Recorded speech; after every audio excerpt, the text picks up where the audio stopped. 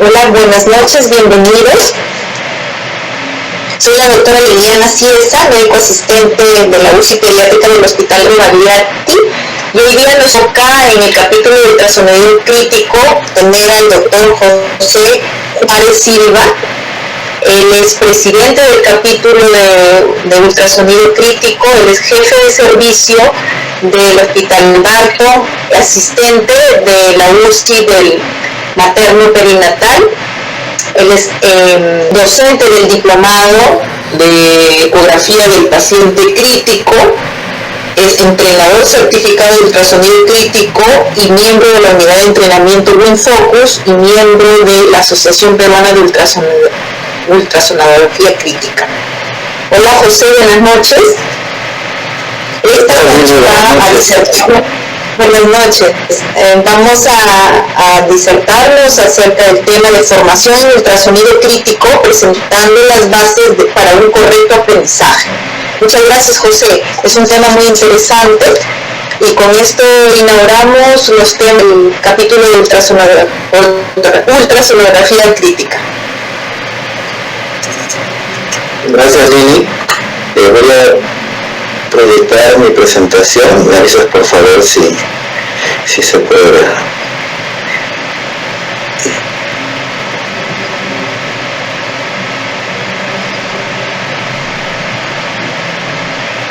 ¿Se puede ver? Sí, Ya, perfecto. Buenas noches con todos. Efectivamente, con esta charla damos inicio al ciclo de capacitaciones en el capítulo de ultrasonido crítico. La Junta Directiva de SOPEMI actual me invitó a formar parte del capítulo como presidente y bueno, invitación que acepté gustoso. Y justamente pensando cómo poder inaugurar este nuevo ciclo de exposiciones, evalué el tema de formación en ultrasonido crítico, porque como vamos a ver a lo largo de la exposición, hay una necesidad imperante, pero también hay mucha variabilidad en el conocimiento, en la oferta de cursos, en las competencias que van adquiriendo los médicos de área crítica. Y hoy por hoy ya no es negociable el no disponer de habilidades para realizar ultrasonido crítico. Entonces, iniciamos este nuevo ciclo de capacitaciones con esta charla que espera sentar las bases para un correcto aprendizaje y de cierta forma acotar toda la evidencia que hay acerca de formación en ultrasonido crítico.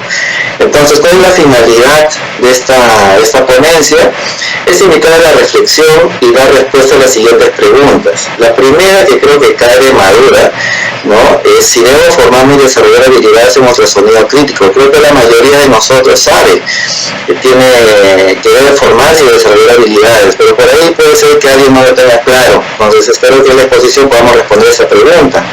Luego de ello, ¿qué debo saber mínimamente? Porque también hay mucha variabilidad en el hecho de que ¿qué es lo que tengo que saber? Ecocardio, si ya sé ecocardio basta, si sé ecografía pulmonar basta, si lo sé a un nivel básico basta, yo coloco procedimientos invasivos y con eso basta. Entonces, ¿qué es lo que debo de saber? ¿Qué es lo que nos dice la evidencia? Y finalmente, ¿cómo desarrollar un correcto aprendizaje? Porque podemos tener claro que sí tenemos que tener habilidades, podemos tener claro que hay competencias establecidas que hay que adquirir, pero ¿cómo las adquiero? Ese es el tema, ¿no? Entonces son tres preguntas que invitan a la reflexión y esperamos que puedan ser respondidas en el transcurso de la charla.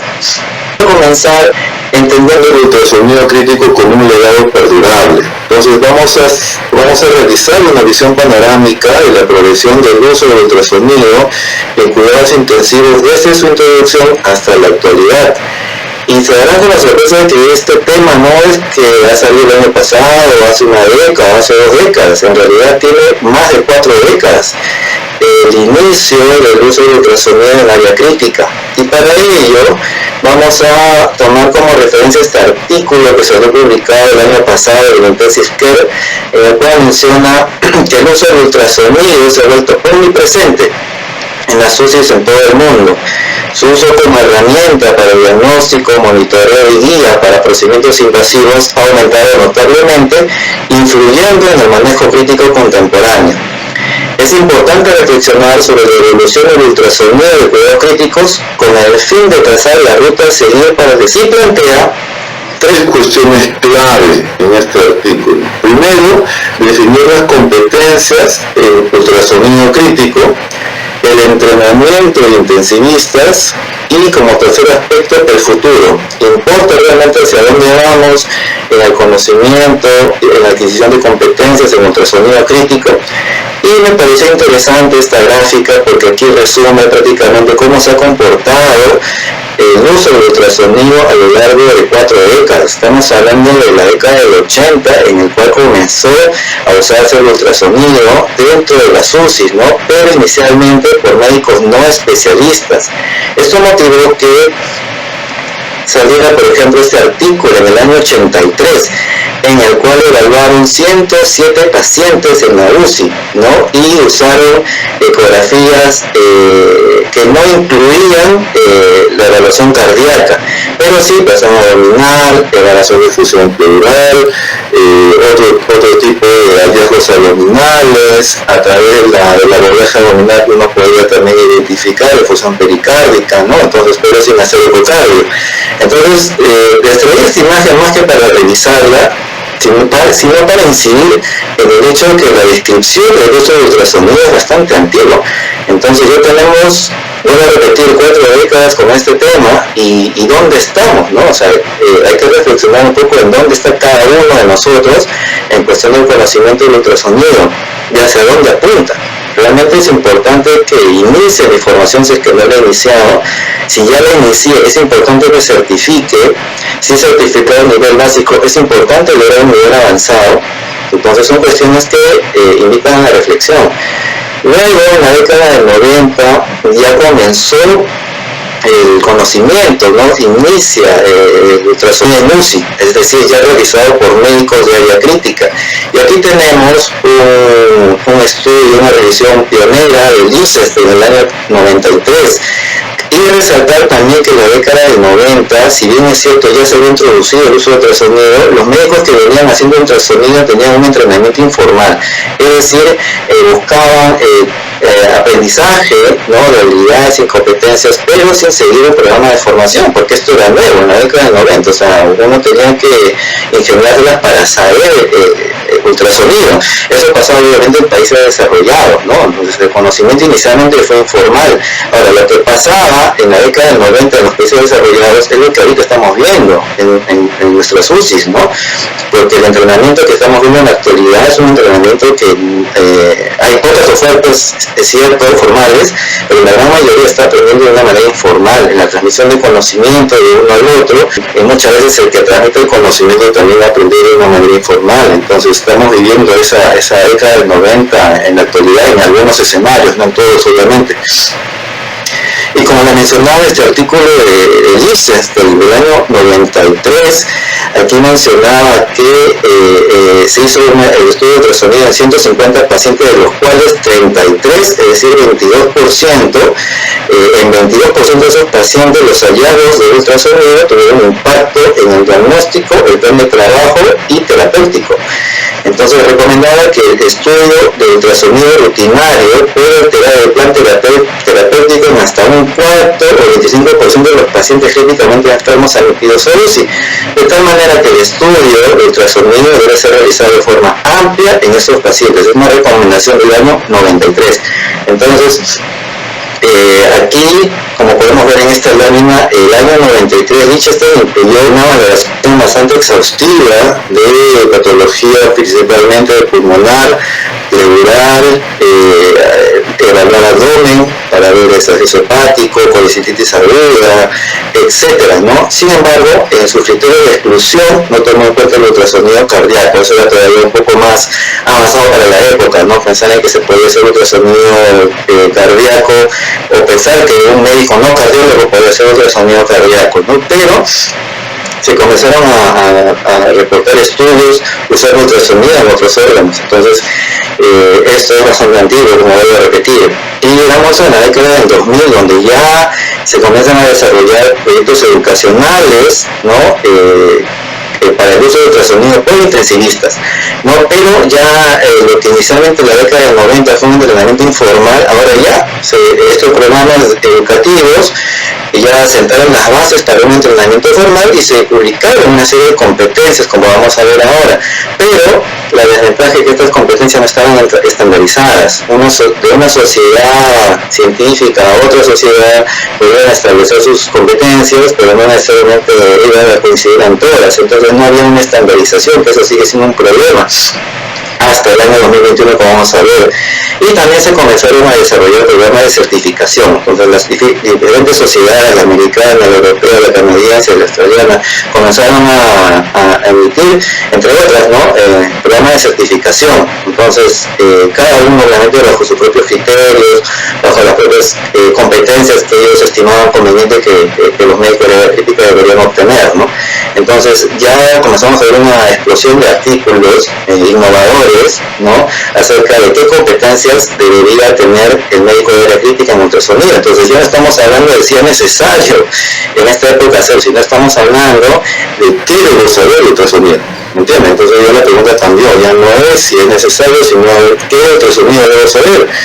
Entonces para ello, en este artículo también pionero del 2005, en esta editorial, donde participó uno de los grandes médicos francés, investigadores de ultrasonido, sobre todo de ecocardio, el profesor Villar Rarón, mencionaba, ¿no?, que es nuestra opinión que la ecocardiografía debería estar disponible en las 24 horas en cada dosis. Estamos hablando en 2005, y realmente los médicos deberían ser capaces de usarla para optimizar su precisión diagnóstica y el rápido inicio del manejo apropiado. Desafortunadamente, aún no todos los intensivistas son operadores entrenados de ecocardiografía. Sin embargo, parece razonable sugerir que cada médico de cuidados críticos debería al menos ser capaz de realizar un examen ultrasonográfico básico del corazón, sobre todo cuando la etiología es 100% clara, ¿no? Entonces, en este sentido, aquí en 2005 ya se recomendaba que el médico de la crítica debería ser capaz de realizar una ecocardio básica, ¿no? Entonces, ¿cuántos de nosotros para esa época estábamos estudiando medicina? ¿Cuántos ya habían acabado? ¿Cuántos estaban en la residencia? ¿Cuántos ya habían acabado la residencia? ¿Cuántos recién iban a iniciar la residencia? Y ya se emitían ese tipo de recomendaciones, ¿no? ¿Y cuántos de ellos en la residencia lograron aprender eco? Entonces, es una pregunta que nos invita a reflexionar una vez más en el hecho de que hay un desfase. Hay un gap importante en el conocimiento, no solamente teórico, sino también en el desarrollo de habilidades, de competencias, porque entendemos que el ultrasonido, al margen de tener fundamentos teóricos importantes, también se basa en la actividad en sí, el desarrollo de la relación del transductor, del ecógrafo. Entonces hay una parte práctica, operador dependiente, que también tiene un periodo de formación. Entonces puede tener conocimiento y tiene que ser estructurado, pero tiene que ir acompañado también necesariamente de prácticas, talleres, para justamente aplicar estos conocimientos teóricos con el paciente. Entonces, ¿cuánto de eso lo hemos hecho nosotros o lo estamos haciendo, ¿no?, en la actualidad en nuestras diversas unidades, independientemente de la fase formativa en la que estemos, o seamos residentes o asistentes que recién han salido de la residencia, o asistentes ya que tienen varios años? O sea, es importante que entendamos que una competencia de ese tipo no era negociable desde hace bastante tiempo, ¿no? Entonces, por ello es la importancia de esta ponencia. Y este mismo artículo de competencias, en las cuales mencionaron que eran 3 tipos de operadores: los mínimamente entrenados, los entrenadores entrenados en progreso y los operadores que están ya entrenados, de los cuales obviamente, hablando solamente de la parte básica, el operador mínimamente entrenado debería según este artículo de 2005, está en la capacidad de detectar una alteración severa en la contractilidad del ventrículo izquierdo, debería tener la capacidad de detectar una dilatación marcada del ventrículo derecho, detectar una expulsión pericárdica extensa y medir el diámetro de la vena cava. Son 4 competencias que ya este artículo establecía a nivel básico, en el cual todo médico de crítica debería tener. Y quienes se encontraban en esa base de la pirámide, los médicos que no han seguido un entrenamiento formal en ecocardiografía fuera de sus unidades, ¿no? O sea, probablemente está siendo formado, ¿no?, dentro de su misma unidad por otros médicos que habían adquirido cierto conocimiento, de repente formado o informal, ¿no? Entonces es la base de la pirámide. Aquí tenemos otro artículo del 2007 en el que establecía ya las habilidades, los objetivos de una ecografía enfocada para médicos de área crítica. ¿Y qué establecía? Las indicaciones, o sea, ¿cuándo debería hacer yo una eco? En pacientes con shock séptico, flujo circulatorio, embolia pulmonar, interacción cardiopulmonar o ventilación mecánica, inestabilidad hemodinámica después de la cirugía cardíaca, después del trauma, hipoxemia no filiada, casos atípicas de disfunción cardíaca y edema pulmonar no cardiogénico. Es decir, ya establecían no solamente las competencias, sino también las indicaciones, que básicamente incluía pues la patología crítica descompensante a la cual todos nos enfrentamos en nuestras unidades, ¿no?, en cada turno. Entonces prácticamente no de las descompensaciones hemodinámicas y todas ellas son indicación para usar una ecocardiografía, ¿no? Y esto está descrito sobre el tiempo. Luego salió esta pirámide elaborada por la sociedad Infocus, en la cual establecía pues unos niveles diferentes, ¿no?, porque estos niveles eran 4, y en el nivel básico se encontraba la ecocardiografía de emergencia, ¿no?, donde se establecían las visiones transtorácicas clásicas, y lo que llama la atención es que aquí en el nivel 1 hablaba de las vistas estándar, no solo transtorácicas sino transesofágicas, ¿no?, una ligera variación. Luego sale este artículo en 2009, que es uno de los pioneros en cuanto a establecer las competencias de ultrasonido en cuidados críticos y le pone un nombre, ¿no?, el Critical Care Ultrasound, ¿no?, y ya establece, y es el primer artículo que uno usa esta definición de Critical Care Ultrasound y luego lo divide en 2 tipos, el ultrasonido crítico general y la ecocardiografía crítica. Entonces, dentro del ultrasonido crítico general, o General Critical Care Ultrasound por las siglas, ¿no?, incluía mínimamente el ultrasonido respiratorio, el ultrasonido abdominal y el ultrasonido vascular, dentro de los cuales se encontraba el vascular para ser invasivo y el vascular para diagnóstico de trombosis venosa. Y dentro de la ecocardiografía de cuidados críticos también distinguía dos tipos o 2 niveles, básico y avanzado. Y no solamente fue pionero en el hecho de establecer la diferencia, ¿no?, porque hablaba de un ultrasonido crítico general y un ultrasonido crítico cardíaco, sino que también establecía las competencias. Por ejemplo, aquí he tomado solamente lo de ecocardio básico. ¿Qué nos decía este artículo de 2009? En el ecocardio básico, ¿qué tengo que saber?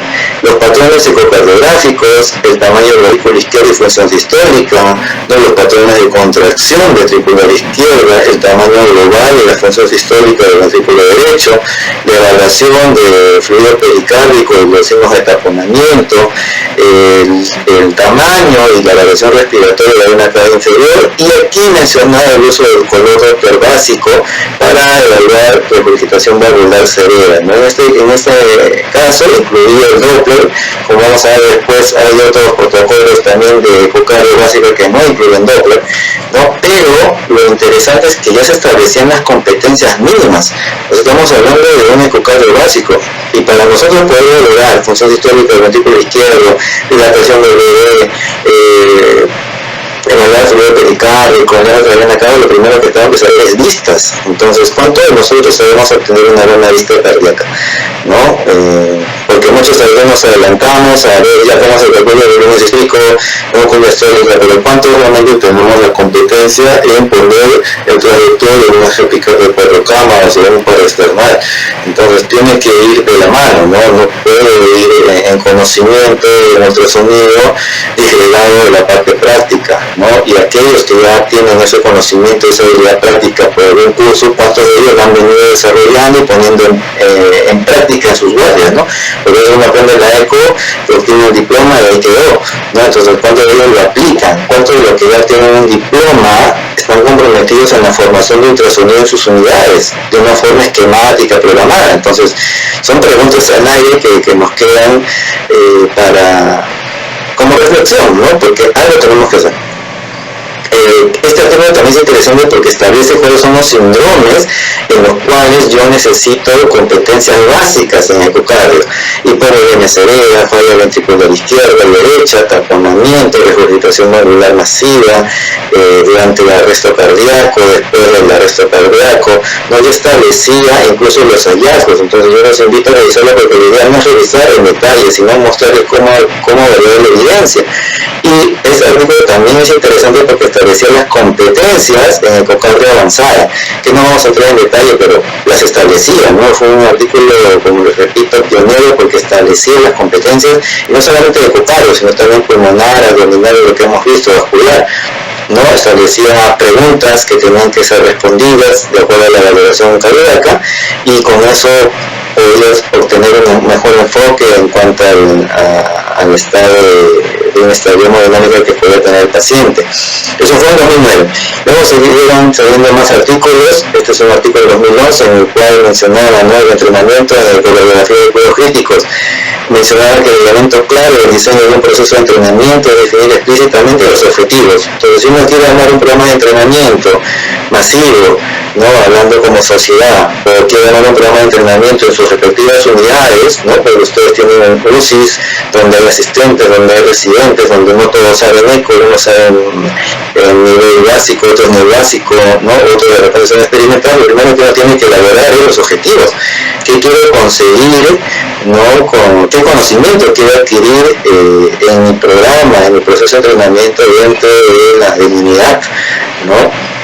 Y también a nivel macro, si uno quiere organizar un curso, ¿no?, o etcétera. Entonces, si uno tiene claro qué aprender, entonces lo aprende uno de forma desordenada, de una forma no integral, y finalmente termina llegando a ese conocimiento disgregado. Aquí también en 2011 salió este statement, ¿no?, este consenso internacional en cuidados críticos, en ultrasonido de cuidados críticos. Mencionaba cómo hay competencias en ultrasonido crítico general, ecocardiografía básica, ecocardiografía crítica avanzada, y cómo desarrollar el entrenamiento y cómo organizar una certificación, ¿no? Entonces fueron saliendo más artículos a lo largo de esos años. En 2012 es un año interesante porque salió publicado el famoso consenso LUZ. A veces cuando yo le pregunto a los residentes que dicen que si saben algo de eco pulmonar y mencionan que sí, me digo, y han leído el consenso LUZ del 2012 y no saben ni siquiera que había un consenso LUZ, ¿no?, en el cual ya se estableció en el 2012 las recomendaciones acerca de 6, sin duda por decirlo así, 6 patrones, ¿no?, neumotórax, síndrome intersticial, consolidación pulmonar, monitoreo de patología pulmonar, neonatología y pediatría y difusión pleural, ¿no? Entonces establecieron recomendaciones en estas áreas que actualmente obviamente están en actualización, pero ya estaban establecidas, ¿no? Entonces eso lo hemos revisado nosotros en alguna exposición o revisión del tema en otras unidades, y aquí establecían 73 recomendaciones con nivel de evidencia solamente en ultrasonido pulmonar. El 2014 es un año importante porque salió publicado el Consenso Internacional de Ultrasonido Cardíaco Enfocado, el famoso FOCUS, ¿no?, en el cual establecía lo mínimo que yo debería saber de ultrasonido cardíaco, nivel mínimo, con el objetivo de detectar dimensiones ventriculares, funciones históricas ventriculares, respuesta de volumen, efusión pericárdica, anormalidades valvulares groseras, signos groseros de enfermedad crónica, que ya hemos revisado, que ya se venían estableciendo en los años anteriores, como en este artículo 2009, ¿no? Entonces, como que el foco reúne, lo esquematiza, y aquí me incluye Doppler, aquí solamente habla de modo bidimensional y modo M, y también estandariza las listas cardíacas mínimas que uno debería saber en ecocardio, ¿no?, operacional largo, post, apical 4 cámaras. Y eso se sería en corte largo y de vista de la cava, ¿no? Sin entrar en detalle. Y ese mismo año sale este consenso de competencia, el Consenso Internacional de Estándares de Entrenamiento de la Ecocardio Avanzada, o sea, el Consenso de Ecocardio Avanzada. Entonces sale el Consenso Focus, que es el ecocardio enfocado, el ecocardio básico, y también sale ese mismo año el Consenso de Ecocardiografía Avanzada.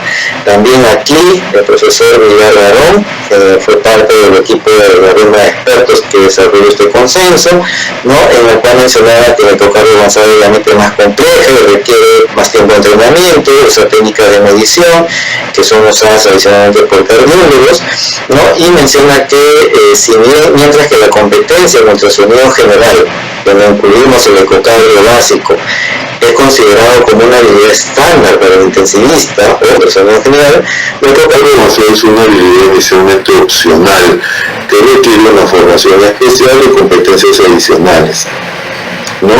Es lo que podemos incluir.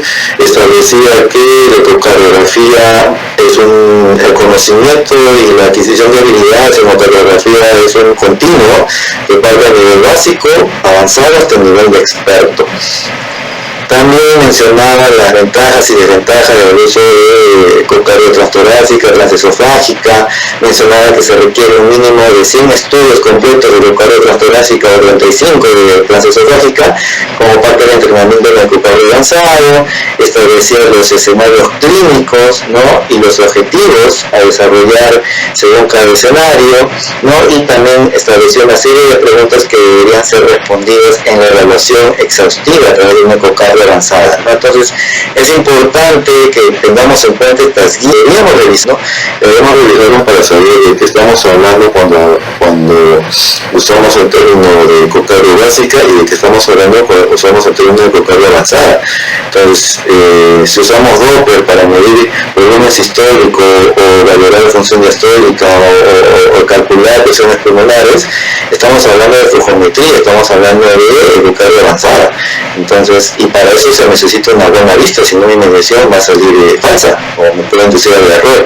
Entonces no podemos plantear procesos, ¿no? Entonces sí, es importantísimo tener en claro los objetivos según niveles e ir desarrollándonos de forma homogénea, no disgregada, porque uno puede decir sabe mucho de ecocardio pero no sé nada de lo demás de ultrasonido. Entonces no me sirve, porque finalmente el ultrasonido general básico, el ultrasonido crítico general incluye respiratorio, incluye abdomen, incluye vascular y también ecocardio básica, entonces no podemos disgregarlo.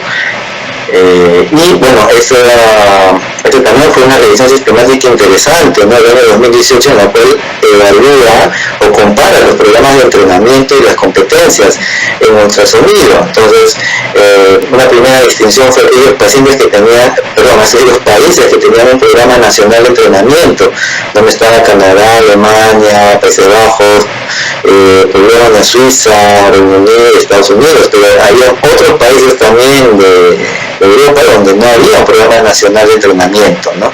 Incluso de Asia y Oceanía hasta Nueva Zelanda. Entonces también establecía las distintas criterios de comparación. Por ejemplo, quiero resaltar, ¿no?, que todos incluyen una valoración cualitativa, tanto Reino Unido, las diversas sociedades, ¿no? Aquí está incluso la Society of Critical Care, el American College of Chest Physicians y etcétera, otros países.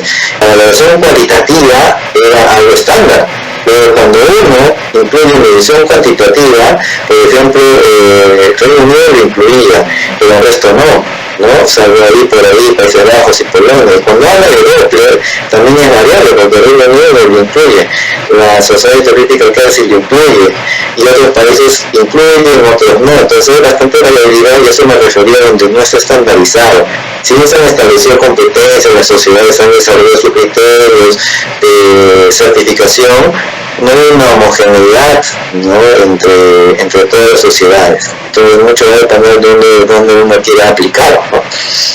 En cuestión de valoración diastólica, por ejemplo, que incluye flujometría Doppler, solamente Suiza lo incluye como parte de las competencias básicas, el resto no. Y en la valoración del estado de fluido, que es el último, ahí sí hay un consenso, ¿no? Entonces hay unas áreas en las cuales hay un consenso, pero en la gran mayoría no hay.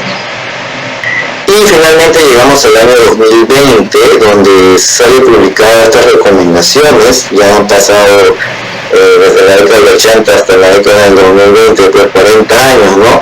Donde ya salen estas recomendaciones para las competencias de ultrasonido crítico, ¿no?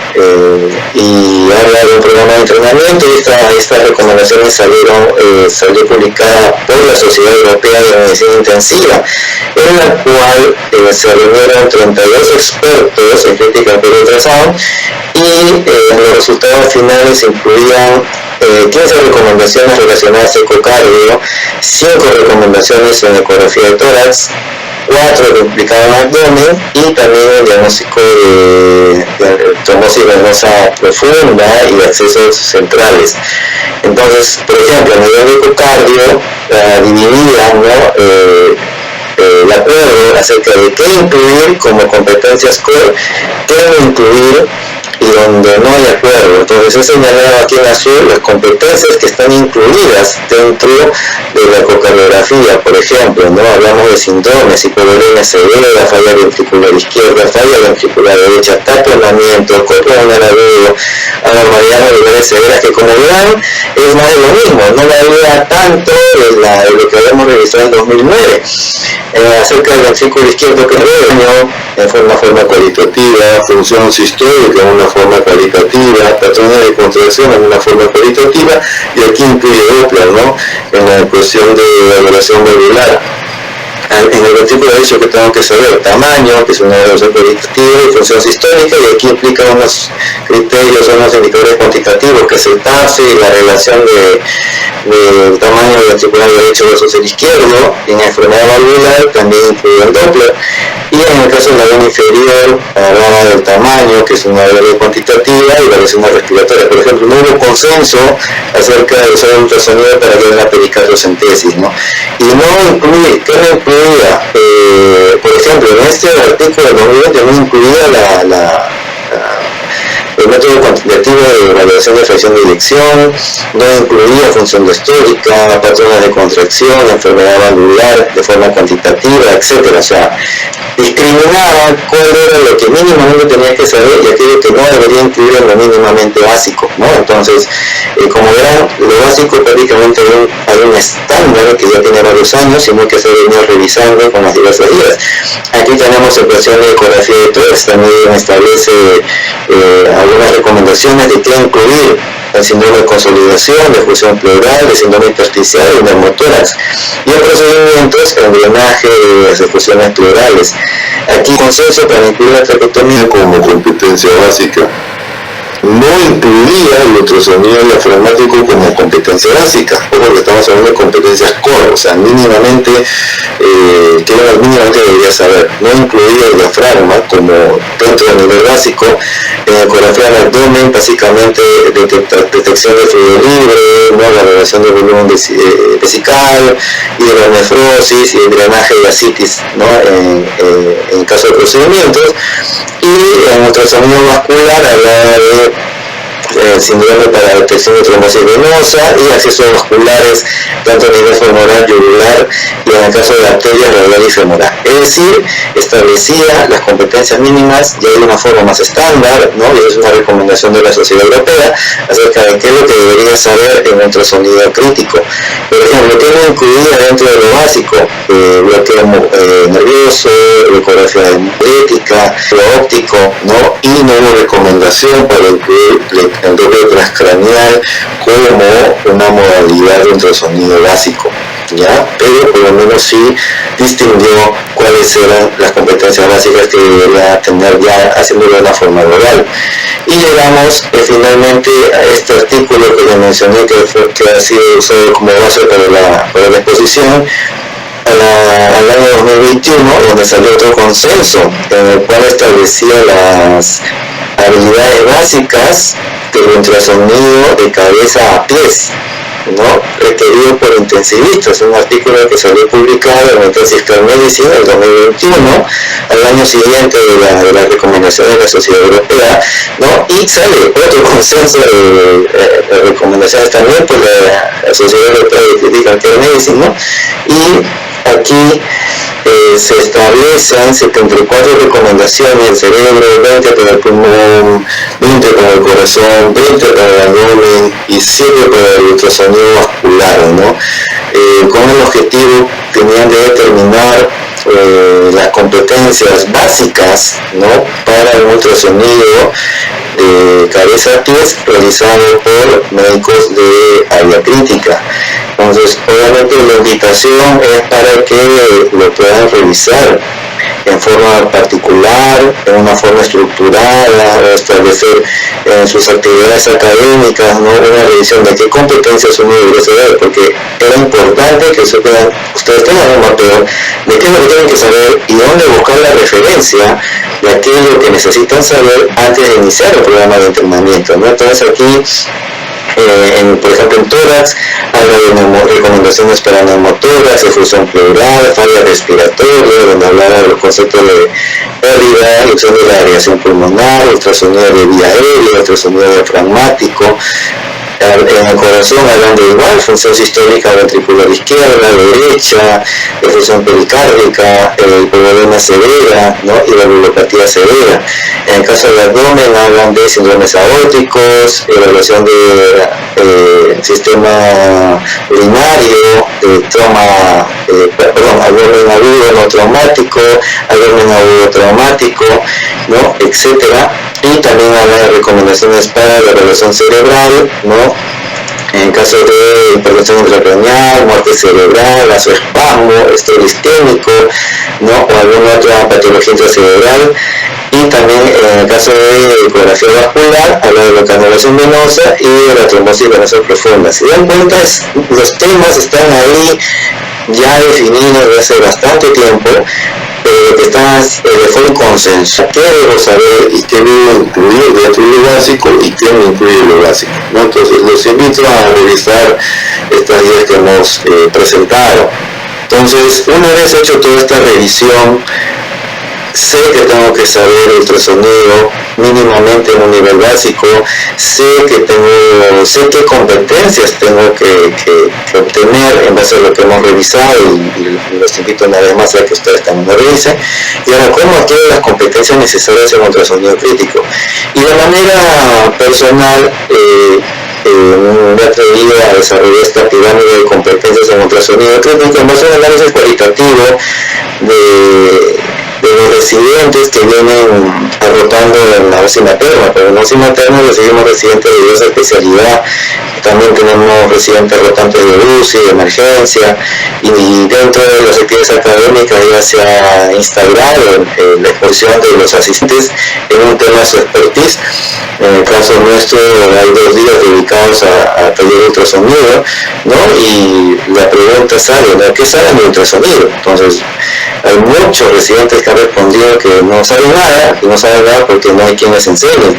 Otros que solamente saben pulmón, otros que sí tienen alguna noción de cocario, pero uno profundiza poco sus conocimientos y están ahí inestables en los fundamentos, ¿no? Entonces, podemos hablar a grosso modo y con mucho atrevimiento de mi parte, quizás me equivoque, pero no creo que lo haga por mucho margen, de que tenemos un nivel 0. Y digo nivel 0 porque con un nivel de ultrasonido tiene que tener cierto conocimiento y expertise. Si no los tiene medios o los tiene nulos, en realidad no hay nivel de conocimiento.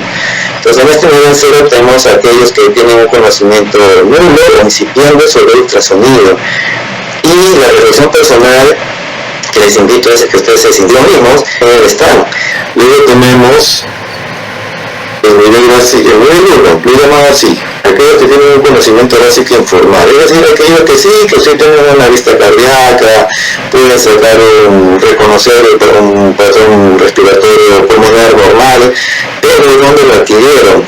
Porque un doctor nos expuso, o porque sí, mi residente mayor me explicó. Entonces, hay una transmisión informal de conocimiento que nos recuerda a la década del 90, en el artículo que hemos revisado, ¿no? Luego tenemos el nivel 2, donde ya tenemos un conocimiento básico formal. Ahí podemos incluir aquellos que han desarrollado un curso, de los muchos que se han desarrollado a lo largo de los años. Infocus tiene un programa de Point Care Ultrasound, ultrasonido de soporte de vida básico. También hemos tenido el curso de la Society of Critical Care. También por ahí hay otro proveedor, Azaruk, ¿no?, que trajo el Focus hace un par de años, me parece. Entonces, ha sido un curso formal, ¿no? Entonces, tienen un panorama más estructurado, certificado. La pregunta para ellos es, siguen haciendo eco, la incorporaron el ultrasonido como parte de su actividad estándar de atención al paciente, aparte de haberlo incorporado, han diseñado, están comprometidos en la transmisión de conocimiento estructurado, no disgregado, sino estructurado, que adquirieron en sus unidades, ¿no? Entonces, esa es la pregunta para ellos. Luego viene el nivel 3, donde ya ven con un intermedio formal. En el intermedio pues ya sabe algo más que lo estándar, ¿no? O sea, ya puede evaluar, quizás ya mide volumen histórico, ya aprendió a medir o volver a función histórica, pero también de una manera informal, o sea, porque ellos me enseñó, pero me dio certificado de por medio. El nivel 4 es cuando ya tenemos un intermedio formal, y los últimos niveles son un nivel avanzado, ¿no? Ya estamos hablando de no solamente vocales más torásicas, sino de entonces, ¿qué podemos definir como nivel básico en la práctica para nuestra realidad? Nivel básico es que todos lleguemos, y ese sería el ideal, ¿no? Que no existe el nivel 0 y que en el nivel básico nosotros tengamos de una manera estándar conocimientos en ultrasonido crítico general, que como hemos realizado el fluido respiratorio, tanto dentro del respiratorio incluiríamos vía aérea y pulmón, el ultrasonido abdominal donde incluiríamos el FAS y el FAS extendido, el ultrasonido vascular para lo que es invasivo y el ultrasonido vascular para el diagnóstico de trombosis venosa. Entonces, si un médico tiene estas competencias, ¿no? Estructuradas, tanto teóricas como prácticas, y aparte tiene conocimientos de ecocardio básico, y lo vamos a restringir al focus, el consenso del 2014 que hemos revisado, entonces podemos decir que estamos en un nivel básico. El nivel intermedio ya incluiría monitoreo hemodinámico, con las diversas herramientas para valorar volúmenes históricos, función de las presiones pulmonares, ¿no? Etcétera, respuesta a fluidos, ¿no? Ya sería como un nivel intermedio, y en el nivel avanzado ya estaremos incluyendo la ecocardio avanzada, que ya incluye el transesofágico, el ultrasonido pulmonar avanzado, y también en el nivel avanzado ya el médico experto se instaura, ¿no? Se posiciona como un referente de los niveles previos y también desarrolla investigación, ¿no? Entonces, de una manera, como les dije, un poco avanzada de mi parte, me atrevería a estructurar el nivel de conocimiento de lo que conocemos actualmente. Los diversos profesionales nos encontramos en algún nivel de esta pirámide, y lo que tenemos que hacer, uno, es que no haya nivel 0 y que el conocimiento básico sea formal mínimamente. Entonces, nuestro nivel básico debería ser el nivel 2, en otras palabras, ¿no? Y sobre eso crecer. Pero creo un poco en afirmar que la mitad de la pirámide está entre nivel 0 y nivel 1, ¿no? ¿Por qué? Porque hay ausencia de oferta de entrenamiento, ¿no? Hay ausencia de una transmisión de conocimiento estructurada, ¿no? Y hay personal que no le interesa el ultrasonido. Entonces, y eso me preocupa más, porque si no le interesa, quiere decir que todo lo que hemos realizado estos 40 años del desarrollo del ultrasonido cae en saco roto. Entonces, sí debe importarnos, en otras palabras. ¿Qué oferta de formación hay? En la actualidad en nuestro medio tenemos los cursos nacionales, hay los cursos de SOPUC, los cursos internacionales, los cursos de Infocus, de POCUS y el de la Society Critical Care. También tenemos el diplomado de Cayetano, ¿no? Donde tenemos varios docentes, ¿no? Que ya estamos en la tercera edición en 3 promociones que han egresado, ¿no? El diplomado como una alternativa para adquirir no solamente conocimientos básicos, sino también nivel intermedio, de una forma estructurada, académica y certificada. Y luego tenemos las certificaciones internacionales, que la oferta es variada, ¿no? Uno puede entrar a la página web y revisar dónde quiere certificarse, dónde quiere dar su examen, y luego distintas ofertas, ¿no? El tema es que para certificar uno tiene que tener conocimiento, ¿no? Y dónde lo adquiere. Entonces, la residencia, y este es un tema sensible, porque si se dan cuenta, el médico de la clínica tiene conocimientos básicos de ultrasonido que debería adquirir en la residencia. Entonces, ¿cuántos de nosotros debemos adquirir una residencia de una forma estructurada? Entonces, es un problema serio, porque Si bien la sociedad la conformamos en su mayoría, creo, médicos intensivistas, pero tenemos un grueso de residentes que van a salir. ¿Cuántos de esos residentes saben ultrasonido crítico? ¿No? ¿Dónde se les ha enseñado? En la universidad. Entonces, ¿de quién es la responsabilidad? ¿De la UCI en la que rotan? ¿De la universidad por la cual están haciendo la residencia? ¿Y por qué no SOTEMI ofrecer una alternativa, al menos general, estructurada, para que estos residentes no salgan en cero, ¿no? O que no sea digamos, sede dependiente, porque hay sedes en las cuales el ECO está instalado hace años y hay otras sedes en las que no. Hay unas sedes en las cuales está estructurado el entrenamiento y otras sedes en las que no está estructurado, que mucho depende del asistente que esté, o mucho depende de que el asistente sepa ultrasonido, ¿no? Y que lo quiera compartir también, ¿no? Entonces es un problema serio y es algo que deberíamos abordar porque estamos ante un grueso de recibir esa información que, digamos, quisieran adquirir las competencias pero no encuentran dónde hacerlo confiable, estructurada. Entonces, por ello es que se propone esta propuesta, para la redundancia, de contenido académico en el capítulo.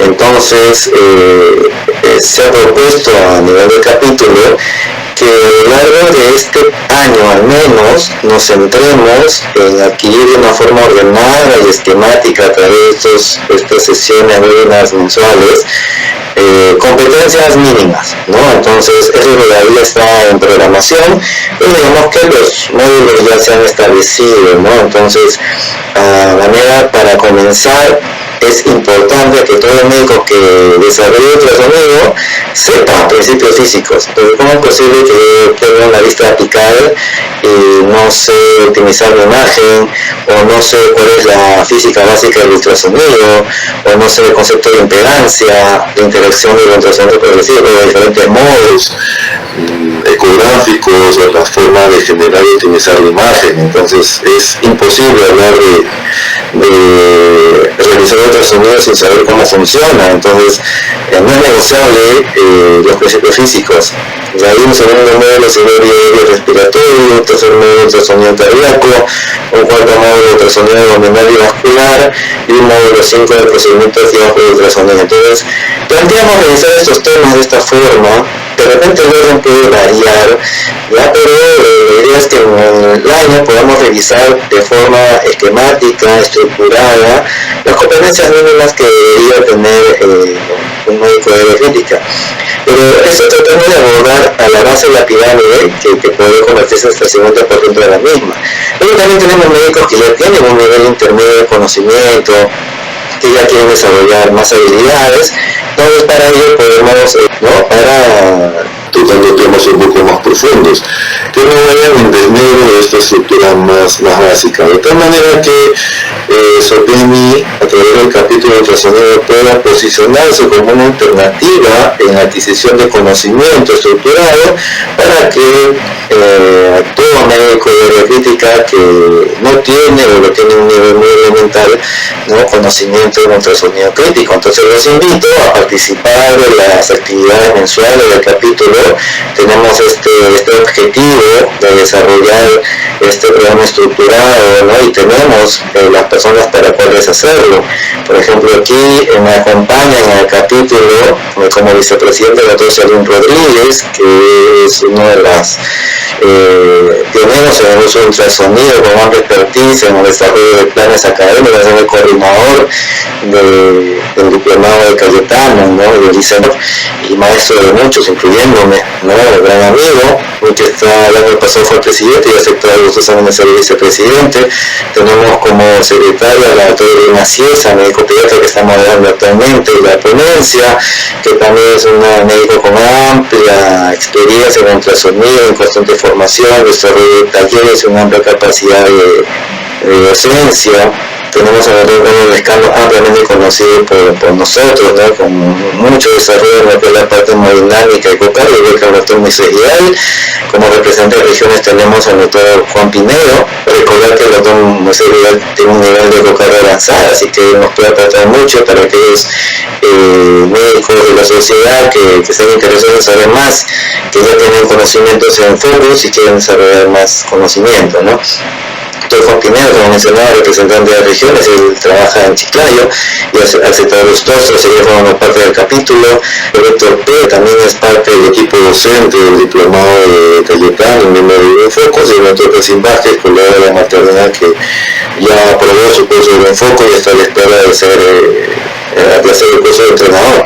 Entonces tenemos médicos con amplia experiencia dispuestos a aportar en el desarrollo del ultrasonido en nuestro país de una forma estructurada que pueda llegar a menos el conocimiento básico a las diferentes UCIs de nuestro medio. Y esperamos pues que al final de todo este año de ardua labor podamos nosotros desarrollar y tener los conocimientos mínimos para hacer un examen de ultrasonido de cabeza a pies, teniendo en cuenta que la ecocardio, la evaluación de vena cava, la evaluación pleuropulmonar y la evaluación complementaria que incluye vascular, que incluye abdomen, que puede incluir neuro, que puede incluir vida, etcétera, al menos esta imagen ampliamente conocida por ustedes, ya no sea solamente una imagen conocida, sino ser una imagen estudiada, valorada, con entendimiento, con un reconocimiento profundo de qué estamos viendo, ¿no? Y que cada uno la pudiera explicar como lo explicaría un ponente, porque esta imagen es básica, esta imagen, el reconocimiento de esta imagen es un nivel básico y el objetivo es que todos podamos tener la capacidad de poder explicarlo, ¿no? Al finalizar estas exposiciones.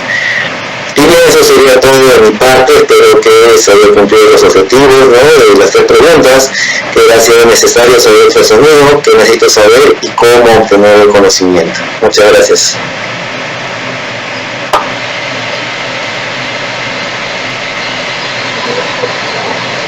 Gracias, José. Gracias por tu ponencia, muy interesante también lo que propones. Vamos a recibir algunas preguntas de repente de la audiencia. Mientras tanto, yo te quería hacer 2 preguntas, ¿no? ¿Qué opinas acerca de que lo que pasa es que las sociedades también pueden básicamente proponer al Colegio Médico? El Colegio Médico tiene también propuestas de legislación y otras cosas un poco más. ¿Qué opinas acerca de proponer que dentro de la carrera ya sea de médico intensivista, ¿no? De adultos, en este caso de ustedes, un poco pediátricos, se incluya un curso de ultrasonido, ¿no? De ultrasonido como parte de la formación, ya, así como hay fisiopatología o como hay investigación, hacer un curso de ecografía, ¿no? No, yo creo que es importantísimo que así sea, ¿no? Como tú ya sabes, ya la enseñanza del ultrasonido en otras esferas ya inclusive están a nivel de pregrado, entonces es prácticamente sorprendente que no se incluya dentro del posgrado, sobre todo en la residencia, ¿no? Entonces sí, deberíamos como sociedad sentar los esfuerzos para poder incluir el ultrasonido como una enseñanza transversal. Es más, ahorita estamos en una exposición de ultrasonido para intensivistas, pero tú ya sabes que al menos en el diploma tenemos alumnos que son neumólogos, algunos que hacen nefrólogos, cirujanos, internistas, pediatras, anestesiólogos, ¿no? En maternidad el taller de ultrasonido no solamente es para los pacientes de UCI y emergencia, es para incluso ginecólogos, y incluso los ginecólogos tienen un conocimiento mayor de principios físicos, porque ellos hacen sonido, entonces cuando uno les habla del aumento de la ganancia y de la profundidad, ellos lo hacen. Cuando le decimos al médico y al residente de área crítica, oye, ahora en el momento de la ganancia o disminuir la profundidad, están buscando dónde, ¿no? Entonces yo creo que el ultrasonido debe ser un área transversal, el ultrasonido crítico debe ser transversal a todas las especialidades y evidentemente pues centralizarlo en el colegio médico sería interesantísimo, ¿no? Pero a nivel de la sociedad tenemos que estandarizar por lo menos para abarcar a los diversos grados profesionales, incluyendo residentes, asistentes que recién han egresado, asistentes que ya tienen años, y que el conocimiento, como lo mencioné, es absolutamente variable, ¿no? Entonces, tenemos que centrar esfuerzos para estandarizarlo a nivel de nuestra especialidad, pero es importante también influir de una manera pionera para estandarizarlo a nivel del colegio médico, y que las universidades también se alineen, ¿no? Porque sería responsabilidad de ellas también que haya un módulo de ultrasonido dentro del programa de residentado. No lo hay, o no sé, pero de repente hay esfuerzos, es cierto, pero hay un camino que recorrer aún. José, hay una pregunta de la audiencia. Dice, yo quisiera saber qué tanta, bueno, acá ponen resiliencia, yo supongo que será resistencia hay para aprender pocos en los servicios de medicina intensiva. Dice, muchos médicos se sienten reacios a proponer la ecografía como monitoreo y a aplicar protocolos, por ejemplo, tipo BEX o RACH en nuestros pacientes, ¿no?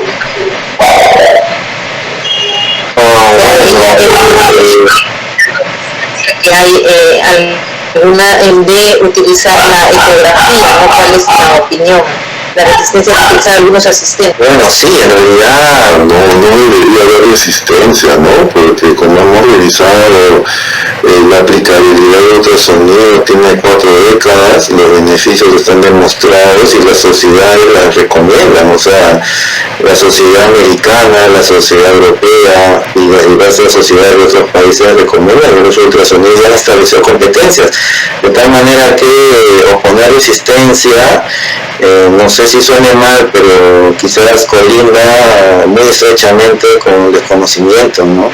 Entonces de los beneficios y las habilidades que ya no son negociables de ultrasonido. O sea, de repente la práctica común hace que uno ve un shock séptico y no le hace eco, ¿no? Y a veces en las guardias he visto colegas que no los agradezco por más que lo saben, ¿no? Pero cuando estamos ante un escenario de un shock que no tiene causa, ¿no? El paciente se chocó de un momento a otro o está porque no voy a esperar la placa de tórax, ¿no? O sea, yo puedo hacer un diagnóstico de la cabeza del paciente y un ultrasonido respiratorio, entonces no, y es más, cuando tengo un caso de edema pulmonar y encuentro una fracción de eyección normal, entonces digo que la etiología no es cardíaca, pero la otra causa de congestión pulmonar cardíaca es la disfunción diastólica. Entonces lo que pasa es que yo creo que más corriendo un poco con desconocimiento, porque la evidencia lo ha demostrado contundentemente, por eso es que lo hemos revisado ahora, y yo creo que en ese caso esa resistencia no debería ser motivo para que uno no lo aprenda, ¿no? O sea, si bien algún de repente residente encuentra resistencia en un asistente, eso no debería limitar el aprendizaje, para nada, porque hay evidencia que lo respalda. O sea, ya depende de decisión personal, como te decía, ¿no? Que hay en el cual no es que no, bueno, aparte que no sepa, no quiere saber, y eso es más difícil todavía de modificar, ¿no? Pero eso no debería modular el desarrollo de alguien que está interesado, porque ya está demostradísimo y ya la sociedad lo ha propuesto de que hay competencias mínimas que obtener, entonces no obtenerlo sería no estar acorde a la evidencia actual. Esa sería mi respuesta para el colega. Hay otro comentario de la audiencia, te felicita por la excelente exposición y que también por la excelente propuesta del capítulo de ultrasonido, ¿no?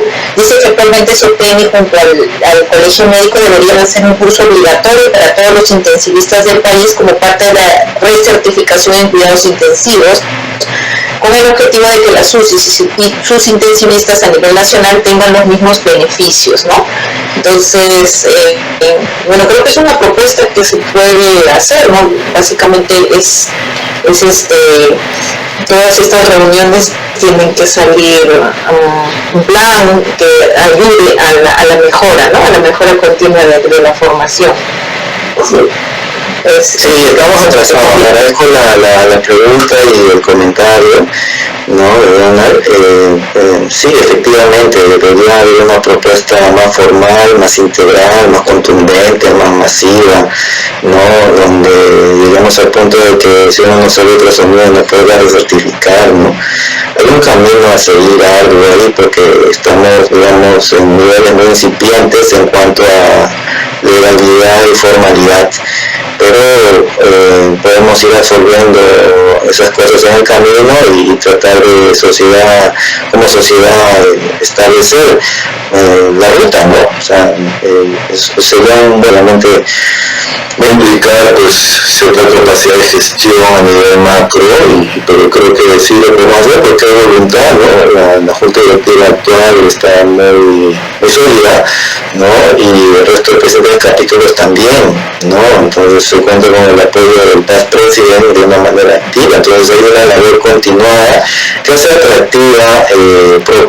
atractivo proponer ese tipo de digamos, de paradigmas que podrían cambiar la formación en medicina intensiva, ¿no? Es una propuesta interesante y bueno, trataremos de alinear los esfuerzos, no solamente, como te decía, a un nivel local de la sociedad, sino también de aportar a la sociedad médica en sí, ¿no? Porque como te decía, esto debe ser algo transversal. José, una pregunta, habrás revisado ahora muchos cursos virtuales, ¿no? Yo también he tomado algunos cursos virtuales que hacen en España u otros países, pidiendo las recomendaciones de repente de los que más saben, por ejemplo, de cocardio acá, si es factible hacerlo, si nos conviene. ¿Cuál es la opinión de esos cursos virtuales que finalmente por las distancias no se pueden realizar tal vez presencialmente? Pero ¿cuál es tu opinión o qué dice la literatura acerca de esos cursos virtuales que se realizan? Hay como dices tú, ya de cursos, ¿no? Tanto de capacitación, o sea, para adquirir conocimiento, y también hay oferta para certificación, ¿no? Entonces hay sociedades ya instaladas, por ejemplo, la otra revisada del POCUS, ¿no? O sea, y es más, establecían estas sociedades que tú podrías acreditar como unidad de entrenamiento. Por eso te pedían una serie de requisitos, ¿no? Pero lo interesante es que en este examen, porque había que pasar un examen de acreditación, no podías entrar a certificar en ultrasonido básico si primero no pasabas un examen de física básica de optimización de imagen, ¿no? Entonces ahí, por ejemplo, es un curso de certificación en el cual te exige que tú tengas competencias. ¿Dónde las adquieres? En ese sentido, hacer una certificación virtual sí podría ser válido el hecho de hacer estos cursos de adquisición de conocimientos virtuales, ¿no? Porque hay que distinguir entre adquirir conocimiento y certificarlo, ¿no? Entonces sí puede ser válido, pero como tú y yo sabemos, el uso de ultrasonido es operador dependiente, entonces uno puede tener conocimiento teórico, pero si no está acompañado de un taller hands-on, ¿no? De ecógrafo humano, ahí hay un vacío, ¿no?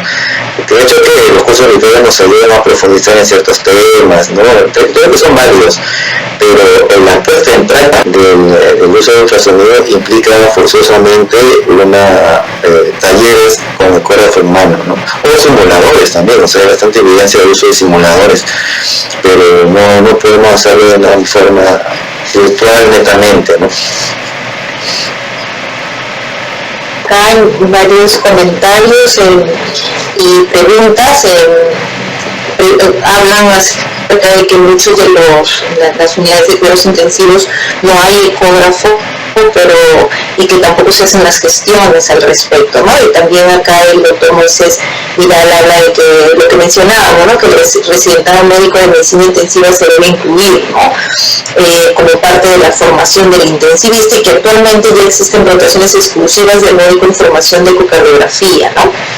Acá yo tengo entendido, José, por cuestiones de los cursos que a veces damos de tal, que Hospital Loaiza tiene un año de entrenamiento para ecografía en el punto de atención, ¿no? Creo que tienen una ONG llamada Ondas y hacen unas rotaciones en varias partes, en Estados Unidos, regresan para acá, y ya es parte, o sea, son fellows que incluso tienen apoyo y se les da por un año un ecógrafo portátil a cada rotante, a cada fellow, ¿no?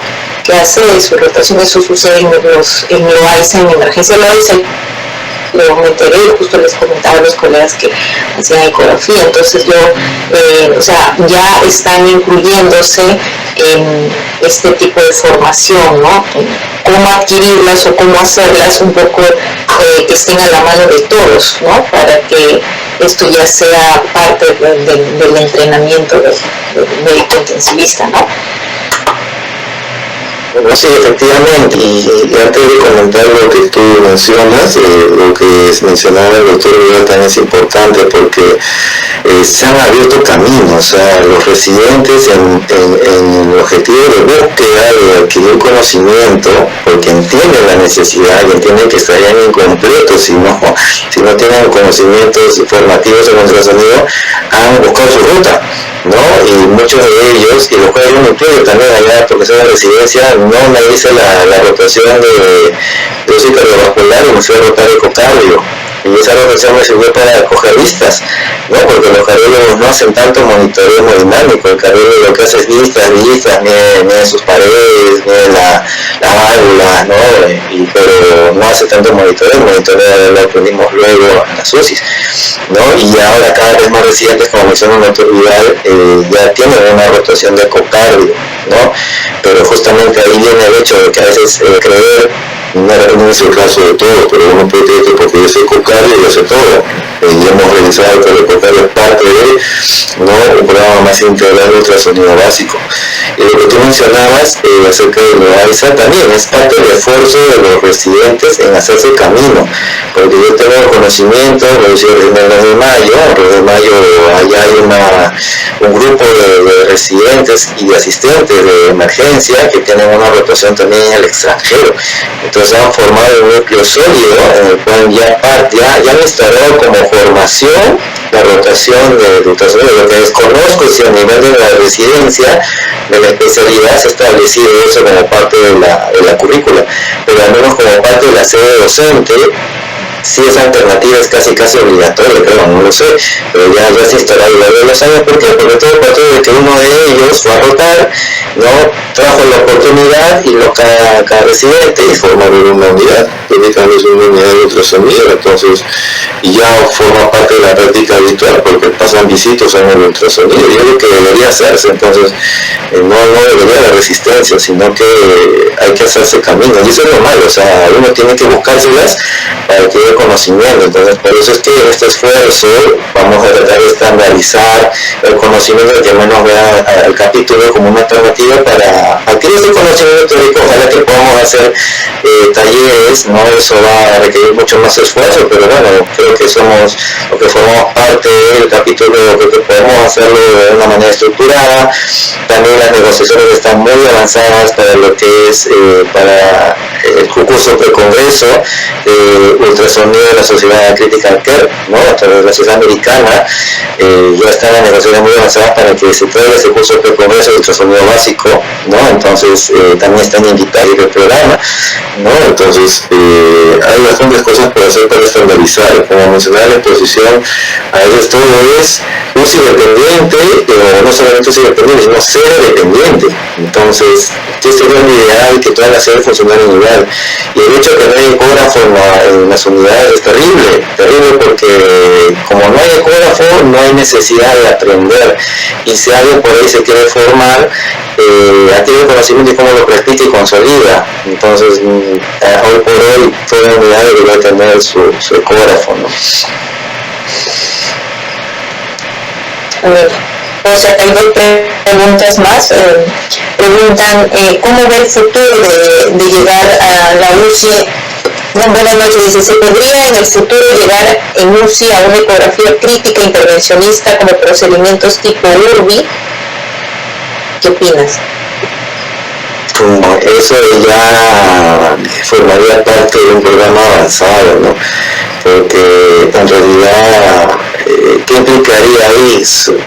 ecografía crítica intervencionista. Bueno, podemos hacer drenaje de accesos que están abordables, ¿no? Pero si hablamos de cosas, por ejemplo, intraabdominales, implicaría que tener conocimiento profundo de ecografía abdominal, y eso ya escapa al FAS. Eso ya no sería un nivel básico, sería un nivel avanzado. Entonces, ¿qué se puede hacer? Sí, aparte que juntaríamos no solamente el conocimiento abdominal, sino que también tendríamos que tener un conocimiento profundo en técnicas de punción, y eso lo practicamos para la colocación de catéteres, ¿no?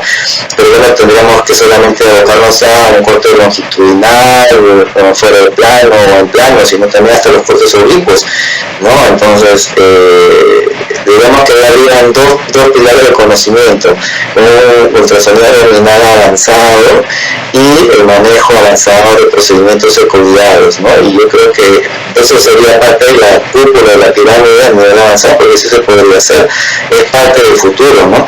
Pero tenemos que consolidar la base. Entonces, para poder ir subiendo, ¿no?, de una forma homogénea y segura, porque nos ayudaría bastante, ¿no? Por ejemplo, ahorita en el cuando tengo un paciente que está programado para UBI, que en estos casos no sé si saludar nuestro poder, por si acaso no se olvide, y le tengo que mandar a saludar para que le hagan el procedimiento, y si hubiera manejo avanzado en mi UCI, ¿no?, podemos ordenarlo ahí. Entonces, pero la idea es que no se va a vulnerar la seguridad del paciente. Entonces, ¿cómo lo puedo someter yo a un procedimiento que no domino, que no tenga expertise, que no me ha formado? Entonces, primo no chévere, ¿no? O sea, que se puede hacer, pero la ruta sería esa, ¿no? Ecografía de nivel avanzada, manejo avanzado de procedimientos y un seguro para el paciente, ¿no? Quizás al inicio sería con guía del radiólogo, ¿no?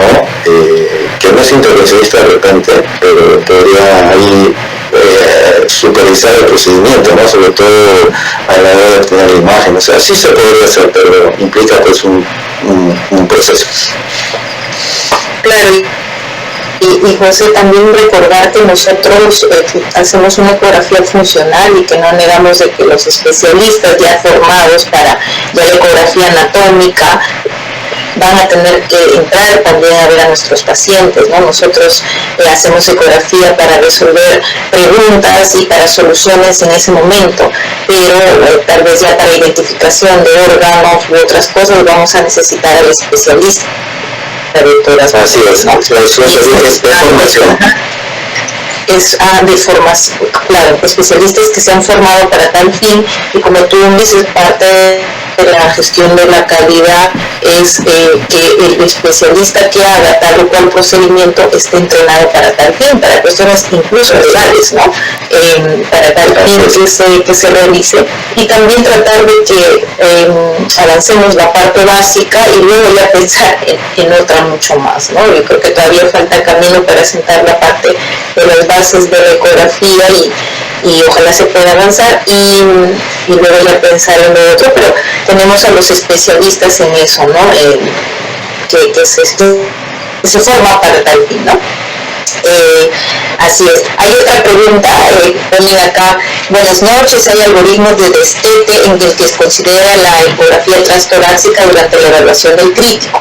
¿Qué comentario podría hacer? Por supuesto que sí. Los algoritmos de destete incluyen no solamente la ecocardio, sino también en función de la evaluación diafragmática, ¿no?